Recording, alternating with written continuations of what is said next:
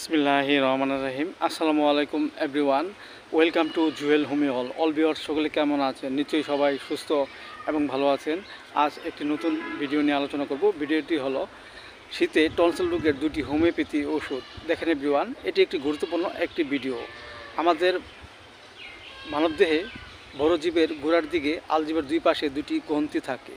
উক্ত দুটি গ্রন্থি যখন আমাদের মাঝে ফুলে ওঠে কিংবা ব্যথা করে, তখন আমাদের মাঝে মনে হয় টনসিলাইটিস রোগটি দেখা দিয়েছে।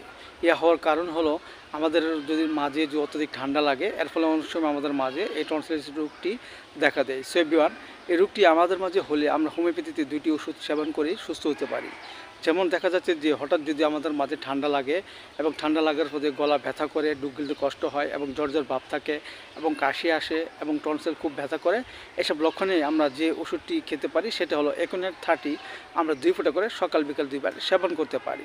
আবার দেখা যাচ্ছে যে এই রোগ আক্রান্ত ব্যক্তিটির মাঝে যদি ব্যক্তিটি গরম কাতর হয় এবং ডান পাশে টনসিল হয়েছে এবং টনসিলের মাঝে সাদা ক্ষত থাকে এবং ব্যথা করে, এসব লক্ষণে আমরা যে ওষুধটি খেতে পারি সেটা হলো লাইকোপোডিয়াম 30। আমরা 2 ফোঁটা করে সকাল বিকাল 2 বার সেবন করতে পারি। এতে করে আমাদের মাঝে যে টনসিল রোগটি দেখা দিয়েছে তা আস্তে আস্তে ভালো হয়ে যাবে এবং আমাদের মাঝে সুস্থবোধতা ফিরে আসবে। সো এভরিওয়ান, এই ভিডিওটি ভালো লাগলে অবশ্যই আপনারা লাইক দিবেন, সাবস্ক্রাইব করবেন এবং আমার এই ভিডিওটি সবাই শেয়ার করে দেবেন। সবাই ভালো থাকেন, সুস্থ থাকেন। Thank you so much.